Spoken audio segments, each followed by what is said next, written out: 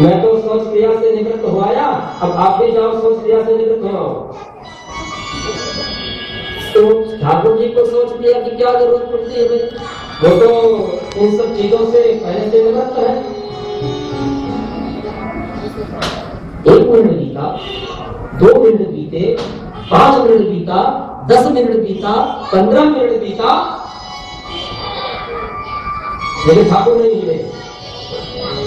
तो बेड़ा ने कहा, अरे ठाकुर जी क्या बात है? अच्छा अच्छा अच्छा अच्छा, आप सोच रहे हो कि मेरे गुरुदेव जी आएंगे आपके पास आपको शौच क्रिया कराने?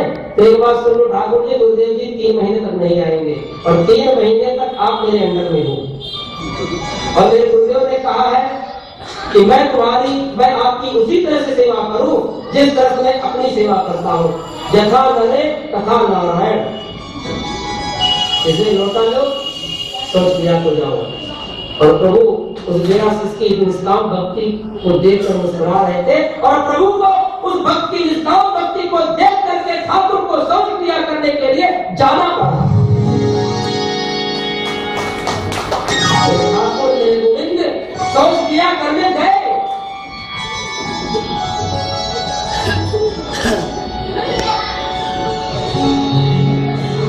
कुछ समय बाद अशोक के कुछ शिष्य और आ गए, कुछ संत और आ गए, काम ज्यादा बढ़ गया। अब उसको लकड़ी भी फाड़नी पड़ती थी, पानी भी भर के लाना पड़ता था, रोटी भी बनानी पड़ती थी, दोने पत्थर की व्यवस्था भी करनी पड़ती थी। तो उसने कहा, ठाकुर जी आप देख रहे हो ना, मेरे को जितना काम आ गया है कुछ, अभी तो आपकी ही सेवा थी, तो कई ऋषियों की भी सेवा करनी पड़ रही है और मैं अकेला क्या क्या करूँ? ठाकुर जी का भैया बताओ क्या बात है, आप भी कुछ मदद करो ना हमारी इसमें। तो आप क्या मदद करूं? तो बगल में बैठे थे हनुमान जी महाराज। तो बेटा ने कहा, हनुमान जी आप तो देखने में काफी हट्टे कट्टे हो ना, तो आप एक काम करो, आप जाओ पानी भर कर लाओ। तो हनुमान जी ने कहा, अवश्य। वायु सुते जलाधारो लक्षणे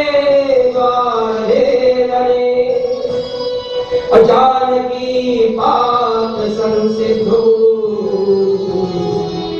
रामस्य कुटेयो हनुमान जी जल भरने के लिए गए। लक्ष्मण जी से कहा कि भैया लखनलाल जी आप लकड़ी फाड़ने का काम करिए। तो लक्ष्मण जी ने कहा, अवश्य। और माता जानकी से कहा, माता आप कृपया मेरे साथ चलकर रसोई में रोटी बनाइए। और रामचंद्र जी दोनों बनाने में लगे हैं।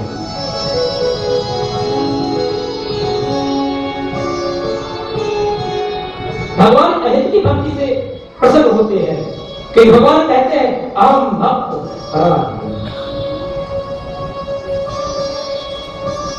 भगवान उस भक्त की निष्काम सेवा भाव से, निष्काम भक्ति से रिझ गए और रिझ करके प्रेम से ठाकुर अपने भक्त की सेवा कर रहे हैं। और जो निष्काम भाव से भगवान की सेवा करता है तो उसको भगवान की सेवा करने की जरूरत नहीं पड़ती। मेरे ठाकुर मेरे गोविंद खुद उसकी सेवा करते हैं। मेरे ठाकुर मेरे गोविंद खुद उसकी सेवा करते हैं।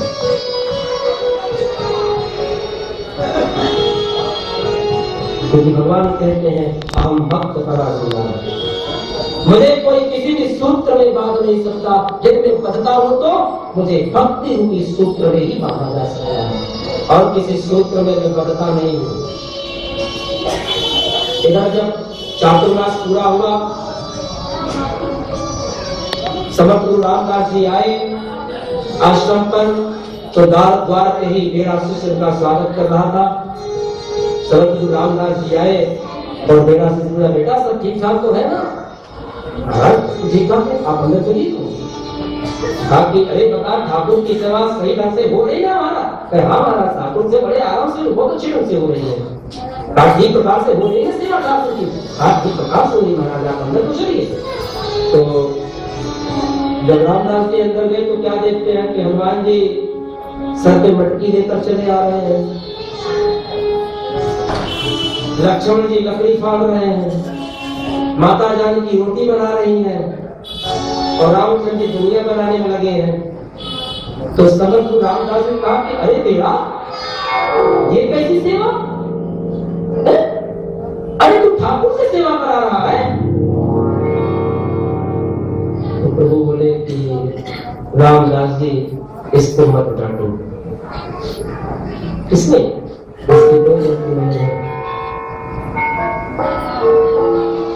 अरे जितना प्रश्न तो मैं आपकी सेवा से नहीं होता था, उससे ज्यादा प्रश्न तो मैं इस भक्त की अहेतु की भक्ति से प्रसन्न हो गया।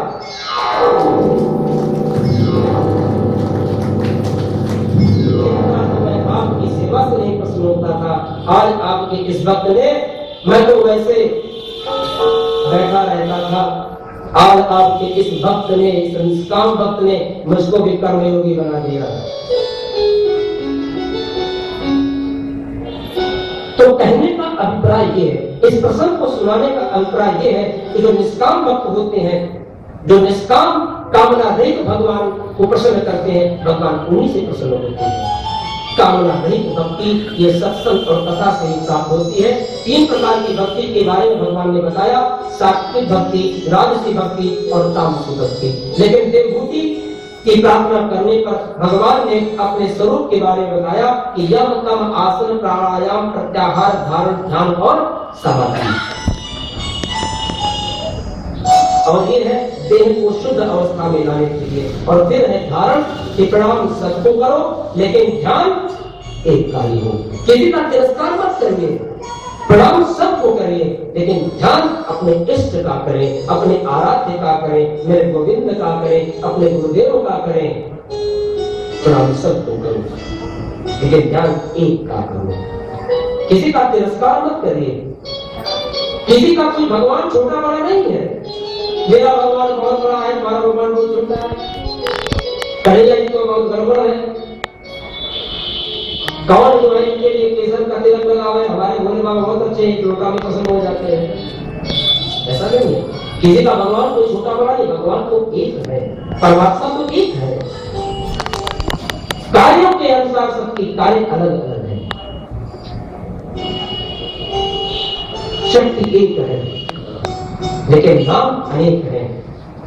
प्रभु का ध्यान यदि करना हो, अपने आराध्य का ध्यान करना हो, तो उनका ध्यान चरणों से प्रारंभ करिए और चरणों से प्रारंभ करके मुख तक जाए।